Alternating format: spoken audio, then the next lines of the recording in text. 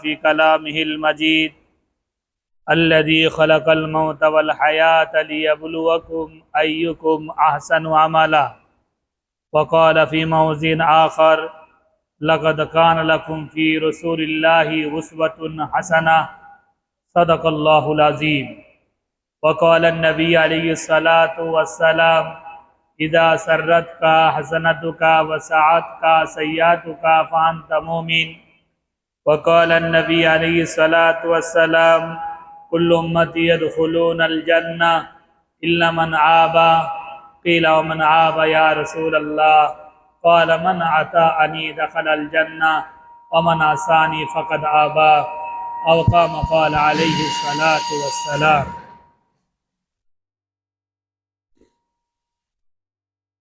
সমস্ত প্রশংসা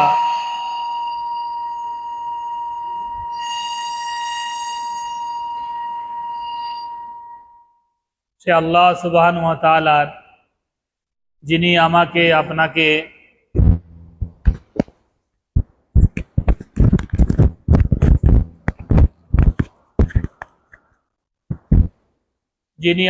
আপনাকে বড় ভালোবেসে ঈমানদার বানিয়ে ঈমানদারের ঘরে পাঠিয়েছেন। দোস্ত বুজুর্গ, এই জন্য আমরা শুকরিয়া স্বরূপ সকলে বলি আলহামদুলিল্লাহ। দোস্ত বুজুর্গ, আল্লাহ সুবহানাহু ওয়া তাআলা ঈমানদার বানিয়ে ঈমানদারের ঘরে পাঠিয়েছেন। এত বড় নিয়ামত, আল্লাহ তাআলা যতগুলো নিয়ামত দিয়েছেন, সমস্ত নিয়ামতের মধ্যে উত্তম নিয়ামত হলো, অতি উত্তম নিয়ামত হলো আল্লাহ সুবহানাহু ওয়া তাআলা আমাদেরকে আখিরাতের প্রতি, কোরআনের প্রতি, তার হাবিব দোজাহানের বাদশাহ মুহাম্মদুর রাসূলুল্লাহ সাল্লাল্লাহু আলাইহি ওয়াসাল্লামের প্রতি ঈমান। কবরে আমাদের সকলকে একদিন দুনিয়া ছেড়ে চলে যেতে হবে, তার উপরে এবং কবরে যাওয়ার পরে একটা বিশাল একটা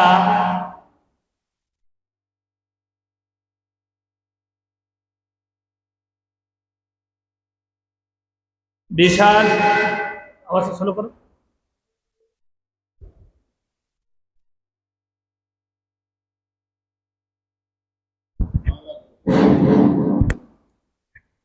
সব থেকে আঘাত দিও না। তার মধ্যে থেকে আল্লাহ সুবহানাহু ওয়া তাআলা আমি আপনি যারা আল্লাহকে বিশ্বাস করি, কবরকে বিশ্বাস করি, মুহাম্মদুর রাসূলুল্লাহ সাল্লাল্লাহু আলাইহি ওয়াসাল্লামের প্রতি ঈমান নিয়ে এসেছি, সকলের একটা মত হলো আমরা একদিন দুনিয়া ছেড়ে চলে যাব। পৃথিবীর সমস্ত মানুষ, সমস্ত ধর্মের মানুষ, সমস্ত বর্ণের মানুষ, সমস্ত ভাষার মানুষ, সমস্ত জায়গার মানুষ, সকলের একমত যে পৃথিবী ছেড়ে একদিন, দুনিয়া ছেড়ে একদিন চলে যেতে হবে। কিন্তু দোস্ত বুজুর্গ, আল্লাহ সুবহানাহু ওয়া তাআলা সারা পৃথিবীর মধ্যে 800 কোটি মানুষ বর্তমান জামানায় বসবাস করে। 800 কোটি মানুষের মধ্যে 202 কোটি মানুষ, 202 কোটি মানুষ তারা এটা বিশ্বাস করে যে মরণের পরে একটা জীবন আছে, মরণের পরে একটা জিন্দেগি আছে। সেই জিন্দেগিটা হলো আসল জিন্দেগি, আর এই জিন্দেগিটা হলো নকল জিন্দেগি, ক্ষণস্থায়ী জিন্দেগি। আখিরাতের জিন্দেগিটা হলো চিরস্থায়ী জিন্দেগি। সে জীবন শেষ হবে, শুরু হবে, শেষ হবে না। ইমাম গাজ্জালী রহমাতুল্লাহ আলাইহি তিনি একটা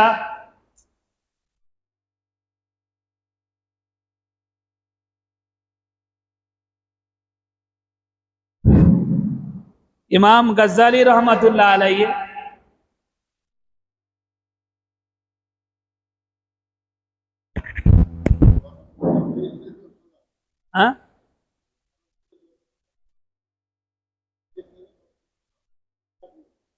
জাং ধরে গেছে।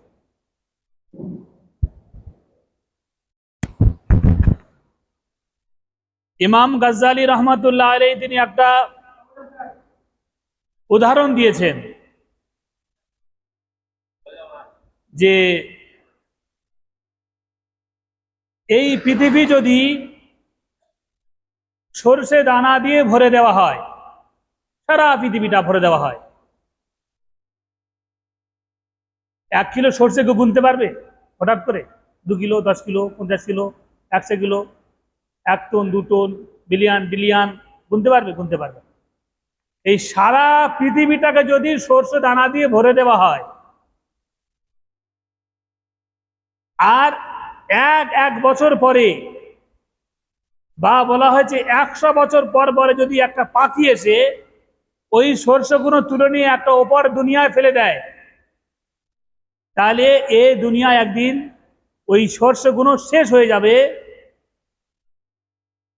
তদ্রূপ দুনিয়ার জিন্দেগি শেষ হয়ে যাবে, কিন্তু আখিরাতের জিন্দেগিও শেষ হবে না।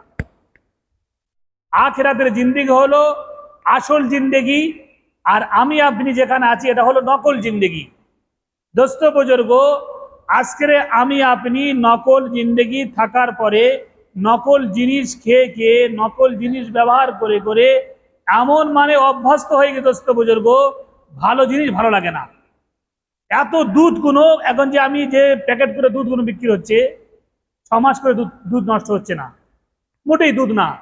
বিভিন্ন রকম বিভিন্ন জায়গায়, ভারতবর্ষের বিভিন্ন জায়গায় তাদেরকে পাকড়াও করা হচ্ছে, ধরা হচ্ছে, ধরে জেল ভর্তি করা হচ্ছে।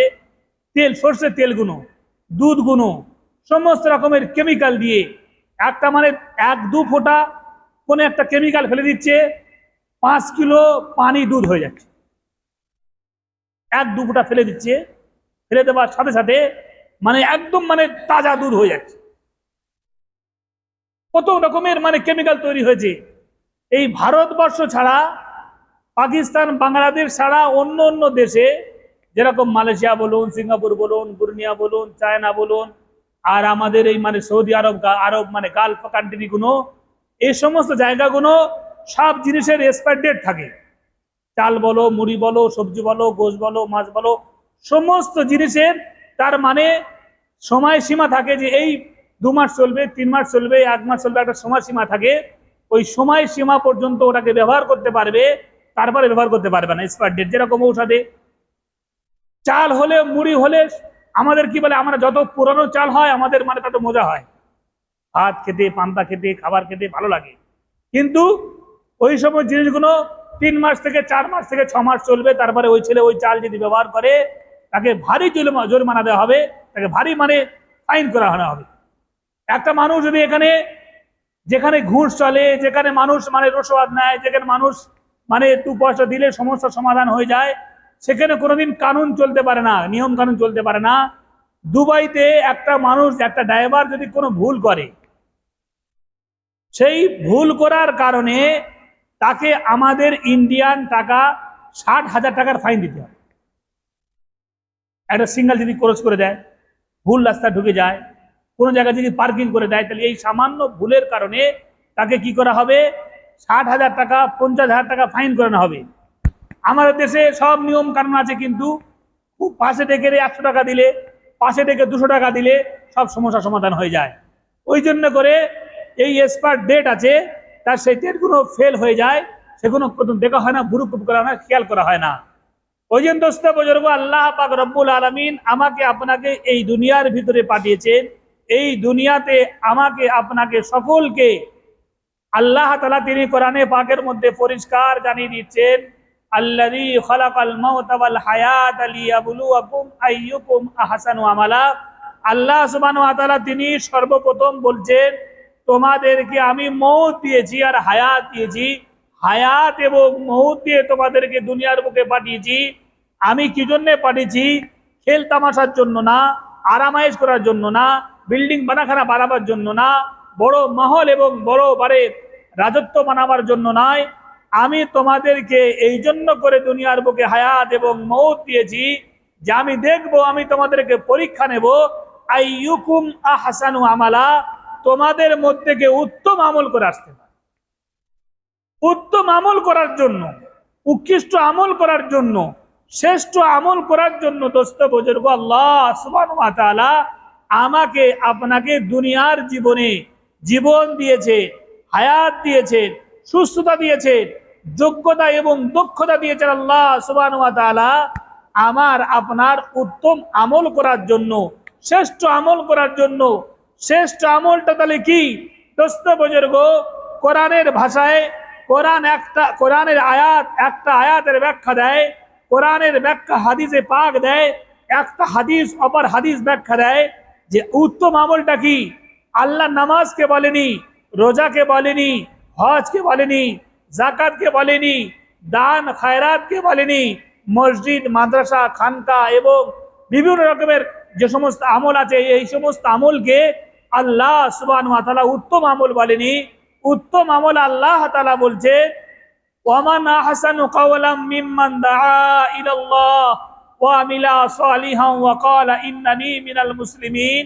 আল্লাহ তাআলা পরিষ্কার ভাবে সুন্দর ভাবে কোরআনে পাকের মধ্যে তার বান্দাকে জানিয়ে দিচ্ছেন উত্তম আমল করার জন্য তোমাদেরকে পাঠিয়েছি, বানিয়েছি। উত্তম আমলটা কি, শ্রেষ্ঠ আমলটা কি?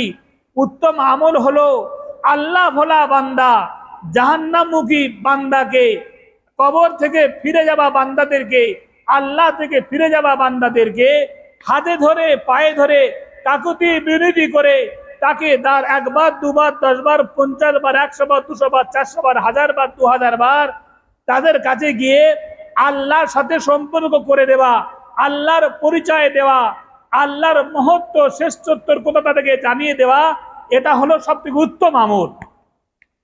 দোস্ত বুজুর্গ, আজকের আমি আপনি উত্তম আমল ছেড়ে দিয়েছি। আমি নামাজ পড়ি, আমার বিবিকে বলি না। আমি নামাজ পড়ি, আমার ছেলেকে বলি না। আমি নামাজ পড়ি, আমার বন্ধু বান্ধব এত এত মানে ঘনিষ্ঠ বন্ধু, তার সাথে ওটা বসা, খাওয়া দাওয়া, দুঃখে সুখে সর্বসময় আমি আছি। আমি যখন নামাজ পড়তে যাই তখন কি বলি যে ভাই আমি নামাজ পড়ি, তুমি একটু বসো। আমার বিবিকে আমি বলি ঠান্ডার সময় হলে কম্বলটা ভালো করে তার গায়ে মানে চড়িয়ে দিয়ে বাচ্চাদেরকে ভালো করে চড়া, তোমার আরাম করে আমি নামাজটা পড়ে আসি। দোস্ত বুজুর্গ, নামাজ সম্পর্কে বলা হয়েছে সর্বপ্রথম আমি হাজি হই, মাওলানা হই, মুফতি হই, মাদ্রাসার যত রকমের দিনের মেহনত করি আর লম্বা লম্বা মানে খেদমত করি, লম্বা লম্বা মেহনত করি, যাই করি না কেন দোস্ত বুজুর্গ আমার নেকির পাহাড় থাকবে, সাদকার পাহাড় থাকবে, খায়রাতের পাহাড় থাকবে, নেকির বিভিন্ন রকমের নেকির পাহাড় থাকবে। সর্বপ্রথম আল্লাহ সুবহানাহু ওয়া তাআলা যখন মিজান কায়েম করবে, ওয়ামাওয়াজিনাল কিস, ইনসাফের কিস্ত যখন, ইনসাফের মিজান যখন আল্লাহ তাআলা সংগঠিত করবে, মিজানের পাল্লা যখন কায়েম করবে, সর্বপ্রথম আল্লাহ বলবেন না হাজি এসো, যাকাত দেনেওয়ালা এসো, আর সমস্ত রকমের আমল করনেওয়ালা এসো। আল্লাহ তাআলা সর্বপ্রথম বলবে যারা নামাজি কোথায়, নামাজ এসো। নামাজ, তোমাদের নামাজটাকে আগে মাপা হবে, নামাজটাকে আগে তোমাদেরকে ওজন করা হবে। নামাজ ফরজ নামাজ প্রথম তোলা হবে, ফজর তোলা হবে, জোহর তোলা হবে, আসর তোলা হবে, মাগরিব এবং এশা তোলা হবে।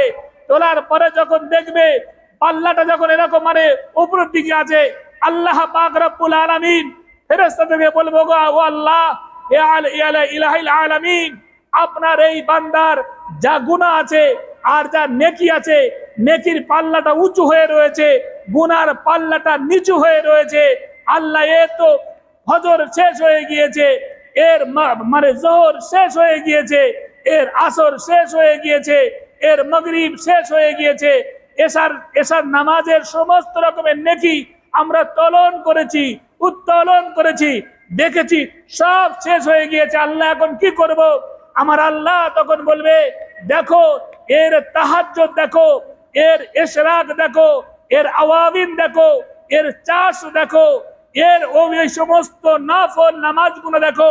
নফল নামাজ যখন তুলে দেওয়া হবে তবু এরকম উঁচু হয়ে থাকবে। আল্লাহ তাআলা তখন বলবে এর হজ দেখো, হজ তুলে দেওয়া হবে, আল্লাহ তাআলা বলবে তবু উঁচু থাকবে। যাকাত দেওয়া হবে, সমস্ত খায়রাত তুলে দেওয়া হবে, তবু এরকম মানে উঁচু হয়ে থাকবে। আল্লাহ পাক রব্বুল আলামিন তখন বলবেন এর সমস্ত রকমের আখলাক তুলে দাও, আখলাক তুলে দেওয়া হবে, ফের উঁচু হয়ে থাকবে। আল্লাহ পাক রব্বুল আলামিন লাস্টে গিয়ে বলবেন, ও আমার ফেরেশতারা, আমার এই বান্দা মুসিবত দিয়েছিলাম, কষ্ট দিয়েছিলাম, পরিশ্রম দিয়েছিলাম, তকলিফ দিয়েছিলাম, রোগ শোক দিয়েছিলাম, লাঞ্ছনা করেছিল, বেইজ্জতি করেছিল, ওই সমস্ত বেইজ্জতির কারণে, ওই সমস্ত তকলিফের কারণে, পেরেশানির কারণে যে সবর করেছে, ওই সবরটা তুলে দেওয়া হোক। সবর তুলে দেবার সাথে সাথে মিজানের পাল্লা এরকম নিচু হয়ে যাবে, গোনার পাল্লা উঁচু হয়ে যাবে। দোস্ত বুজুর্গ, আজকে কোথায় কোন জায়গায় সবর করতে হয়? একজন মানুষের মাথা যন্ত্রণা হলে নেকি লেখা হয়, পেট যন্ত্রণা হলে নেকি লেখা হয়, কোন জায়গায় ফোড়া ফুসকুড়ি হলে নেকি লেখা হয়, কেউ গালি দিলে নেকি লেখা হয়, কেউ গীবত করলে নেকি লেখা হয়। সর্বত অবস্থায় আমার আল্লাহ তাআলা, আল্লাহর বান্দা কোনো অবস্থায় খালি হয় না। আমি কাউকে বড় বলেছি, গালি দিয়েছি, তাকে মানে খারাপ বলেছি, সাথে সাথে তার আমল নামায় নেকি লেখা হয়, আমার আমল নামায় থেকে কেটে দেওয়া হয়। দোস্ত বুজুর্গ, এইরকম ভাবে আল্লাহ পাক রব্বুল আলামিন মিজান কায়েম করবে, মিজান প্রতিষ্ঠা হবে। আল্লাহ পাক রব্বুল আলামিন তিনি কারুর উপরে জুলুম করবেন না, কারুর উপরে অত্যাচার করবেন না, কারুর উপরে অবিচার করবেন না, কারুর উপরে বেইনসাফি করবেন না। সকলের ইনসাফ করে আর বলবেন, বলার পরে যখন নেকি এবং বদি যখন আমল মাপ হয়ে যাবে, মাপ হয়ে যাবার পরে আর ওই ফেরেশতাদের যাদের নেকির পাল্লা ভারী হবে তাদের একটা প্যাকেজ বানানো হবে, তাদের একটা চিঠি বানানো হবে, তাদের একটা প্যাকেট বানিয়ে তাদের হাতের সামনের দিকে দেওয়া হবে। তারা ওই আমলনামা নিয়ে হাসরের ময়দানে এদিকে ছুটবে, ওদিকে ছুটবে, সামনে ছুটবে, পিছনে যাবে, হাসবে আর আপ্লুত হবে, আনন্দিত হবে, সকলকে দেখাবে আর বলবে, দেখো দেখো দেখো আমার আমলনামা দেখো, আমার নামাজ দেখো, হজ দেখো, যাকাত দেখো, সাদকা দেখো, খায়রাত দেখো, আমার সমস্ত আখলাকিয়াত দেখো, এবং আমার সমস্ত রকমের নেকি দেখো, আমার সবর দেখো। আল্লাহ পাক আমাকে আমার ক্ষমা করে দিয়েছেন, আমার জান্নাতের সার্টিফিকেট দিয়ে দিয়েছেন। সকলকে দেখাবে আর ঘুরবে, আনন্দ হবে, আর জান্নাতে হাসতে হাসতে হাসতে হাসতে জান্নাতের দিকে চলে যাবে।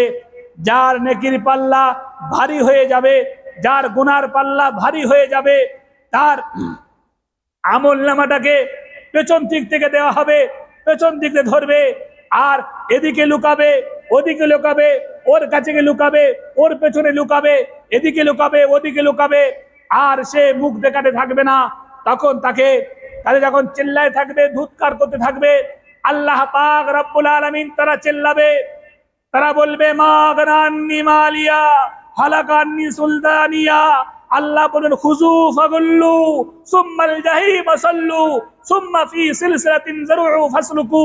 আল্লাহ তাআলা তাদের বলবে, তারা বলবে, আমরা বাদশা ছিলাম, সায়েন্সা ছিলাম, ধনী ছিলাম, ধনাঢ্য ছিলাম, সম্মানীয় মানুষ ছিলাম, আমাদের সম্মান বরবাদ, আমাদের ইজ্জত বরবাদ, আমাদের সম্ভ্রাম বরবাদ, আমাদের সব কিছু বরবাদ হয়ে গিয়েছে। আজকে আমাদের কিছুই নেই।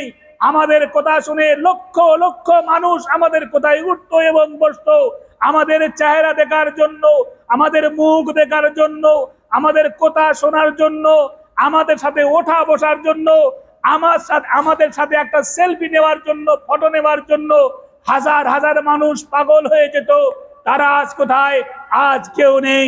আমাদের সম্মান বরবাদ, ইজ্জত বরবাদ, সম্ভ্রাম বরবাদ, আমাদের মাল ইজ্জত সব বরবাদ হয়ে গিয়েছে। আল্লাহ তাআলা খবর আওয়াজ দেবে, শোনো শোনো আমার ফেরেশতারা, খুজু খুজু ফাগুল্লু সুম্মাল জাহিম সাল্লু সুম্মা ফি সিলসিলাতিন সাবউনা ফাসলুকু। আল্লাহ বলবেন, 70 গজ শিকল দিয়ে এদের আবদ্ধ করো, বাঁধো, জড়িয়ে জড়িয়ে বেঁধে নিয়ে কুকুরের মতো ঘিসরাতে ঘিসরাতে, টানতে টানতে, মারতে মারতে জাহান্নামে ফেলে দাও। এরা আমার কথা শুনেনি, আমার কথা, আমার রসুলের কথা শুনেনি, ওলামাদের কথা শুনেনি। মসজিদ থেকে শুক্রবারে আওয়াজ দেওয়া হয়েছিল, নবী দিবসের নাম করে আওয়াজ দেওয়া হয়েছিল, যে মানে জেহাদের নামে আওয়াজ দেওয়া হয়েছিল। সমস্ত জায়গা আর মসজিদ থেকে, মসজিদের মেম্বার থেকে পাঁচ বার আওয়াজ দেওয়া হয়েছিল, এসো নামাজের দিকে, এসো কামিয়াবির দিকে। এদেরকে বলা হয়েছিল, এরা শোনেনি। এরা চাষ নিয়ে, ব্যবসা নিয়ে, বাণিজ্য নিয়ে, বিবি নিয়ে, বাচ্চা নিয়ে, আরাম নিয়ে, আয়েশ নিয়ে, যোগ্যতা এবং দক্ষতা সেখানে লাগিয়েছে। আর এদেরকে ধরো আর এদেরকে জাহান্নামে নিক্ষেপ করো।